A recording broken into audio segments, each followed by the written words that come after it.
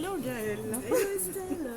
Alors, on voulait faire une petite vidéo sur le sujet du réseau, parce que comme vous savez, j'anime une conférence à Nantes sur le sujet créer son réseau en se faisant plaisir, le 21 novembre. Gaëlle, en fait, a assisté à la première version de cette conférence en mars dernier. C'est ça. Et donc, je voulais l'interviewer pour du coup, connaître un petit peu son avant-après sur ce sujet du faire du réseau. Donc, Gaëlle, déjà, qu'est-ce que tu fais ? Alors moi j'ai créé l'atelier La Mélodie des couleurs.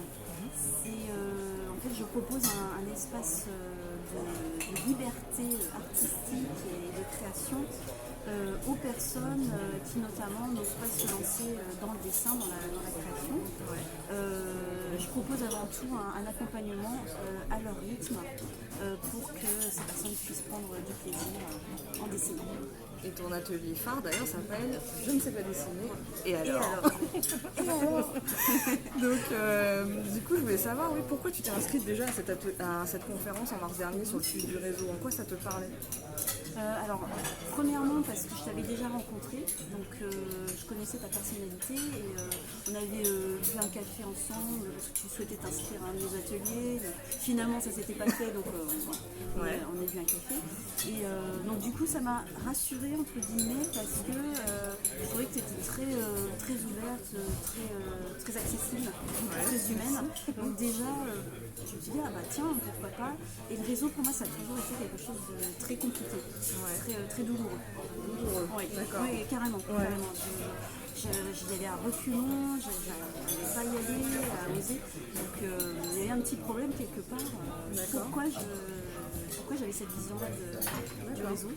Et justement, dans ta vie d'entrepreneur, bon là à l'époque tu démarrais, tu étais au début de ta vie entrepreneuriale. Comment tu voyais le réseau ? Comment tu voyais cette démarche réseau au sein de ta vie d'entrepreneur en fait ? Alors, c'était très compliqué parce que je n'osais pas, parce que j'avais peur de rencontrer les personnes.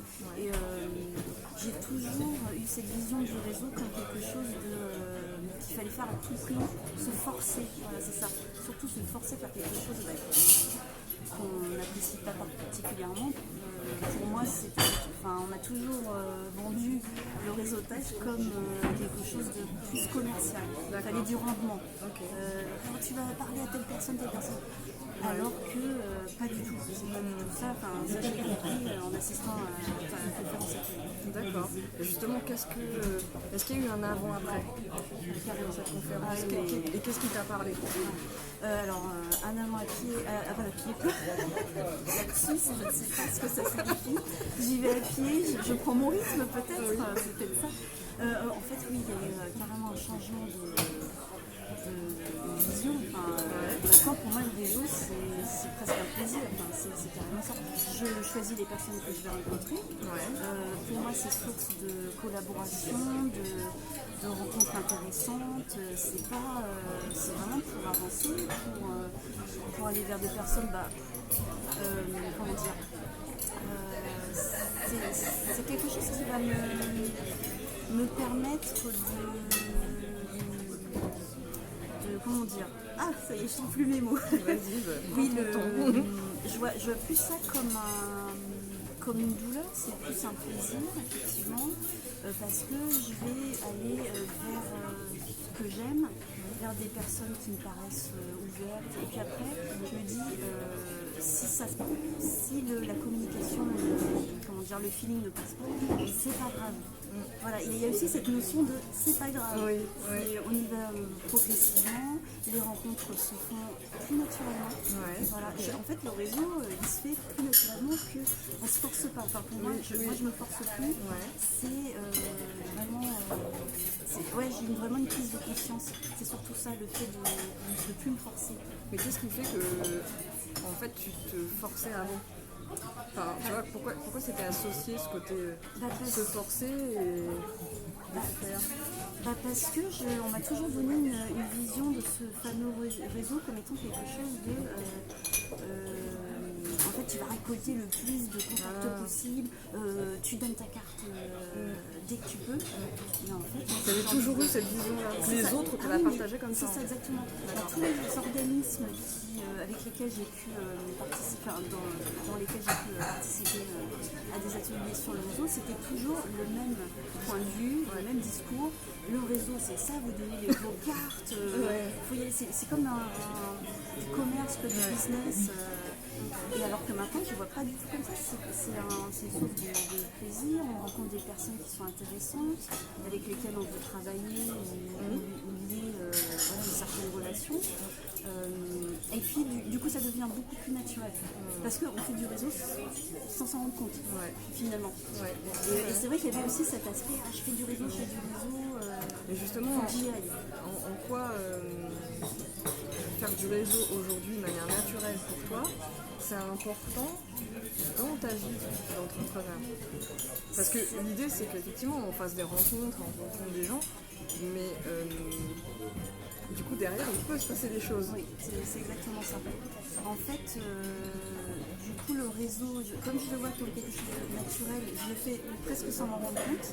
Je rencontre des personnes comme ça, comme par exemple, là, j'ai rencontré une illustratrice à mon travail, parce que je travaille aussi dans une boutique de produits bovins. Et comme son domaine m'intéresse, on a discuté tout ça, on a échangé nos contacts.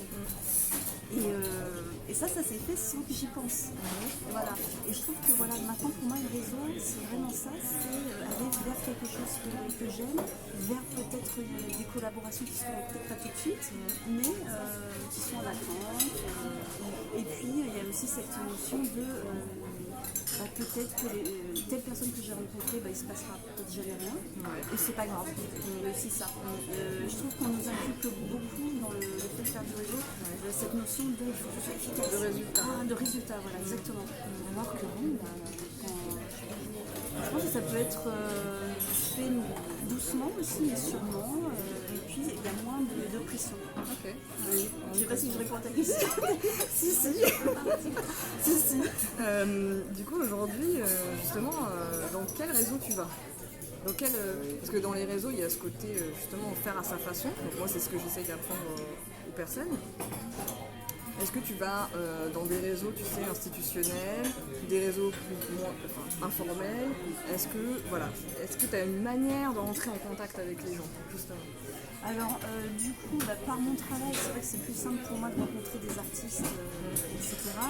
Après, le fait de participer aussi aux étincelles que tu animes, ça aussi, ça m'a permis de rencontrer beaucoup de personnes de domaines très différents. Je ne vais pas particulièrement chercher des groupes, des choses comme ça. Moi, c'est plus vraiment au fil des rencontres. Après, je pense que j'ai encore travaillé, on peut appeler ça un travail sur le réseau, pour vraiment me donner plus de chances de rencontrer des personnes de mon domaine avec lesquelles je pourrais collaborer ou juste échanger. Mais c'est vrai que pareil, ça s'est fait un peu naturellement parce que les étincelles, j'étais un peu curieuse et puis petit à petit. Tu auras plus une séance. Voilà, c'est ça, maintenant je suis fan. Bon, écoute Gaëlle, merci beaucoup pour ce partage. J'espère que ça vous donnera des pistes aussi, de voir qu'on peut changer sa vision et de manière aussi très rapide. Il n'y a pas besoin de passer 10 heures pour changer sa vision. Et que du coup vous viendrez à la conférence le 21 novembre. Faites-moi signe si vous voulez des infos sur cette conférence. Voilà, qui aura lieu à Vancouver. Salut Gaëlle. Merci à tous. Ciao.